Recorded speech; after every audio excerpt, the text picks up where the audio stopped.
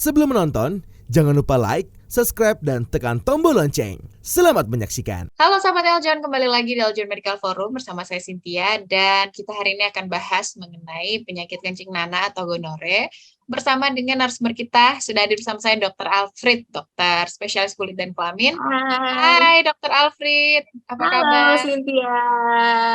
Baik, alhamdulillah. Oke. Dokter, kita hari ini bahas salah satu penyakit ya dokter yang berkaitan dengan kelamin dan mungkin juga ini merupakan penyakit menular ya dokter. Jadi supaya lebih aware hari ini kita akan bahas. Nah, apa itu penyakit gonore atau kencing nanah ini dokter Alfred? Oke, penyakit kencing nanah sendiri itu adalah penyakit menular seksual ya, sih seperti kita tahu yang ditularkan oleh namanya bakteri. Bakterinya bernama Neisseria gonorrhoeae. Dia ini penularannya ya karena penyakit menular seksual berarti melalui hubungan seksual, bisa hubungan seksual genital ke genital, bisa hubungan seksual orogenital atau anogenital gitu sih. Oh, berarti penyebab utamanya ini kenapa dokter?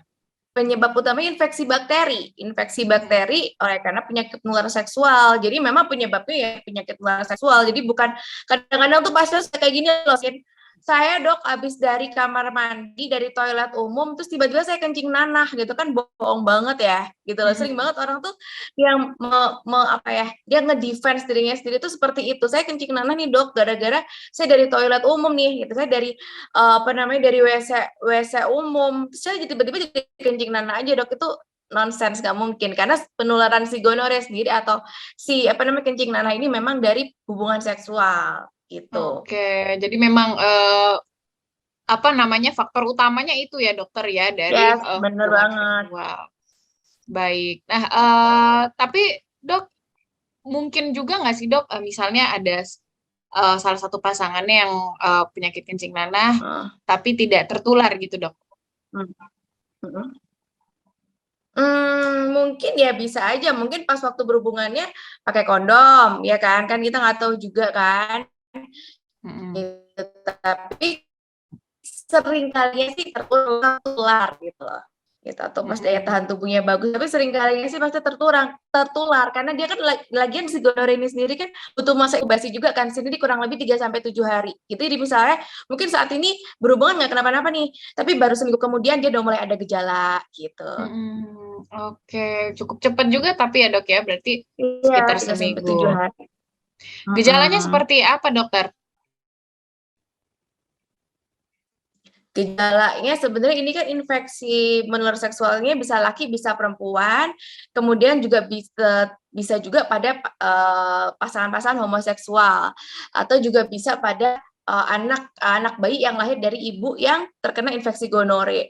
Jadi karena dia tadi itu tergantung dari tempat penularannya. Jadi gejalanya pertama kalau pada laki-laki keluarnya kencing seperti nanah, cairan seperti nanah. Jadi cairannya tuh kental gitu loh, nanah. Kayak nanah. Kalau perempuan dia ada keputihan, tapi yang sedihnya nih sih, kalau perempuan ini seringkali asimptomatis atau nggak ada gejala.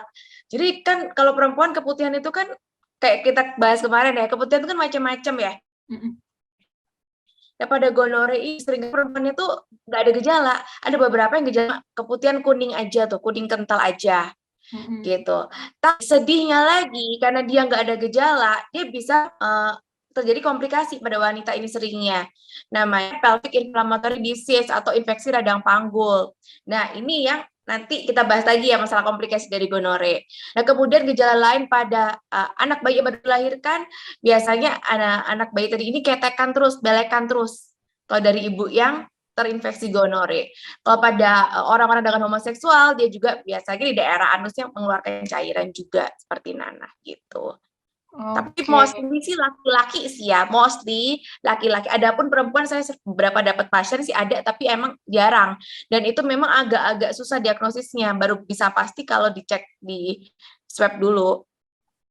Oke, berarti kalau pada pria ini dokter diagnosanya dari kencingnya saja atau seperti apa dok?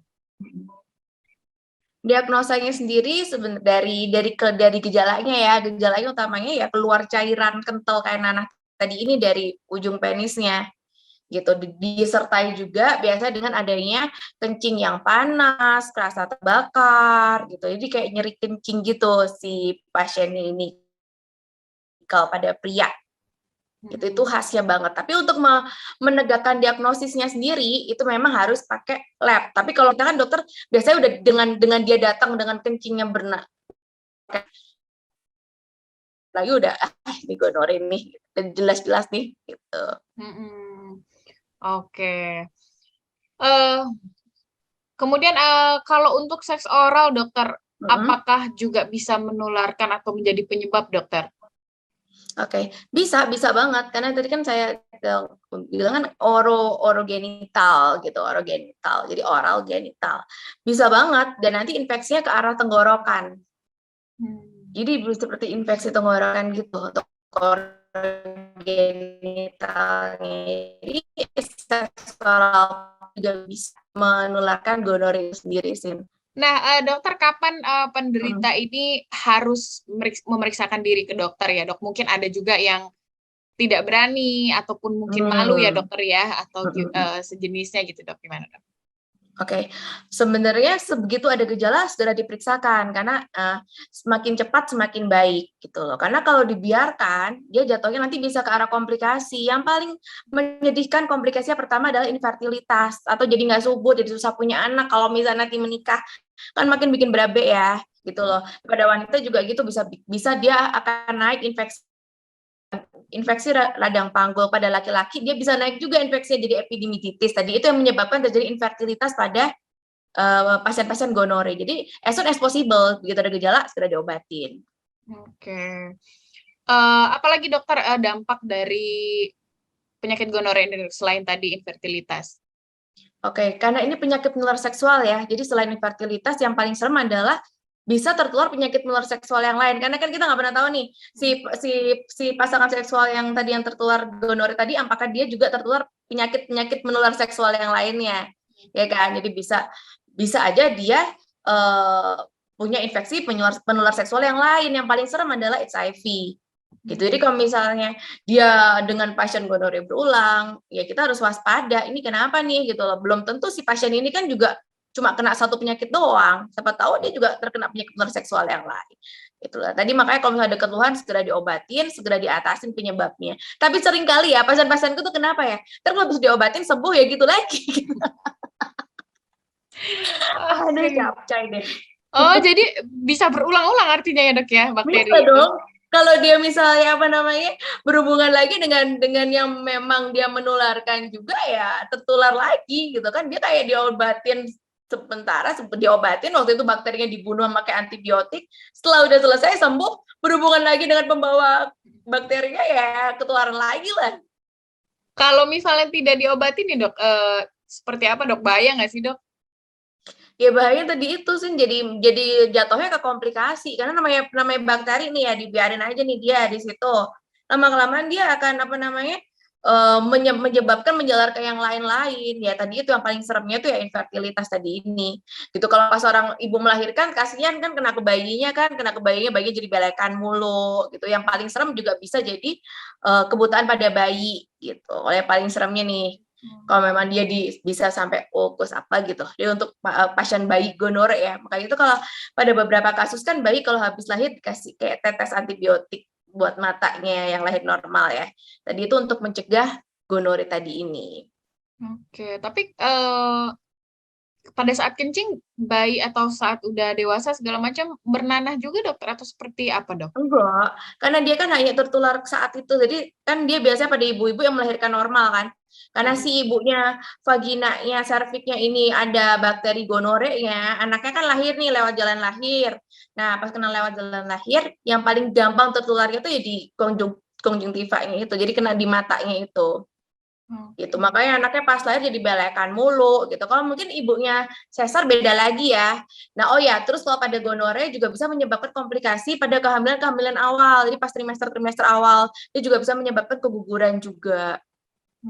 Nah, dokter, penularannya itu kan melalui hubungan seksual gitu ya, dokter. Misalnya di antara kedua ini ada satu yang terinfeksi bakteri dengan tanda-tanda dan gejalanya tadi ya, dok. Oke. pasangannya ini apakah kemungkinan juga akan terkena ataukah juga harus melakukan pengobatan gitu, Dok? Oke, kemungkinan besar sih akan terkena ya, kemungkinan besar akan terkena. Jadi kalau saya sih sarankan profilaksis gitu. Tapi kalau memang dia udah ada gejala, walaupun kasarnya kan perempuan agak-agak susah ya misalnya pasangannya ya.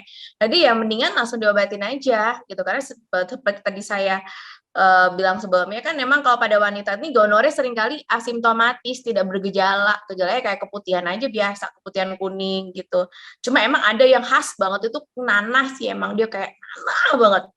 Itu yang khas banget, ada gitu. Tapi seringnya dia cuma keputihan-keputihan biasa, kuning-kuning kan kayak kita kalau mau mens kan perempuan sering kayak keputihan kuning gitu kan. Ya, Gitu. oke. Tapi memang lebih banyak menyerang laki-laki artinya ya, Dok ya? Lebih apa ya? Lebih kelihatan jelasnya gitu loh gejalanya. Mm-mm. Lebih khas banget gitu. Kalau misalnya udah keluar kencing nanah ya udahlah gonore. Oke. Kalau pengobatannya dokter seperti apa untuk penyakit gonore ini, Dok?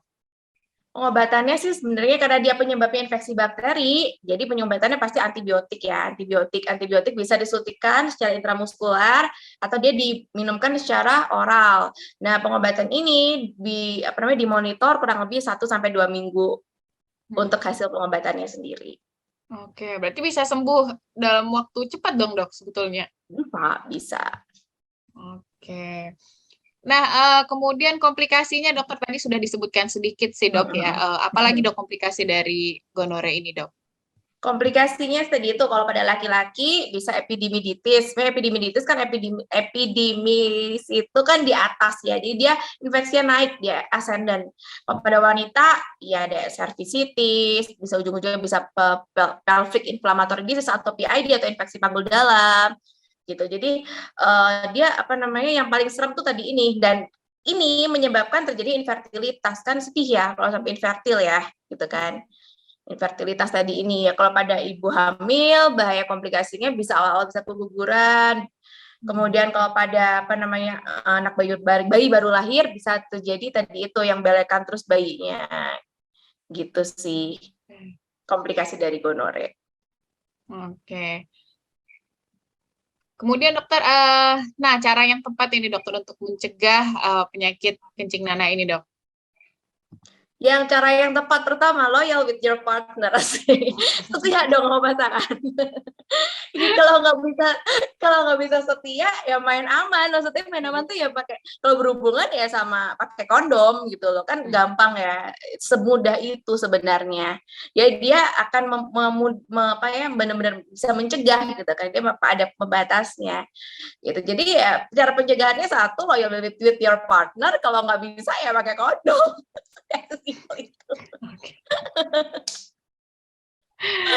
Oke. Tapi itu kalau perempuan ini saat kencing itu ada, kan nggak bisa dilihat ya dokter, nggak kayak laki-laki, tapi ada rasa sakit mungkin gitu, Dok? Ada sih beberapa wanita jadi kayak kerasa kencingnya panas, sakit gitu. Oke. Beberapa kasus ya, tapi paling khas banget sih kalau gonore pada wanita sih keputihan.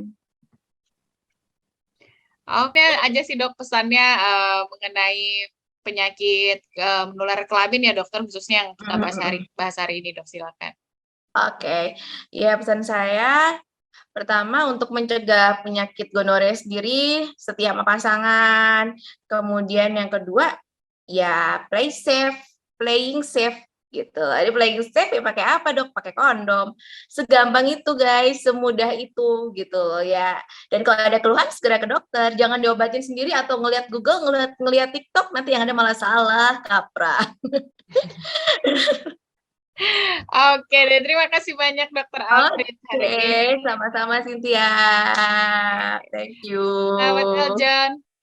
Tadi kita sudah mendengarkan dari Dokter Alfrid ya. Jadi yang paling penting tadi jangan berganti-ganti pasangan, kemudian juga menggunakan pengaman, jadi tidak tertular. Kemudian juga segera diperiksakan ya tadi supaya tidak terjadi komplikasi-komplikasi. Semoga berguna dan juga bermanfaat bagi kita semua, karena yang paling penting dapatkan informasi dari sumbernya, karena kalau kita cari di sosial media mungkin belum tentu kebenaran atau sumber-sumbernya ataupun bisa jadi hoax. Jadi semoga berguna hari ini. Saya Cynthia dan juga Dr. Alfred, dokter spesialis kulit dan kelamin, pamit undur diri. Sampai jumpa. Halo Sobat Eljon semuanya, jangan lupa untuk like video ini dan juga subscribe Eljon TV ya, sekarang juga.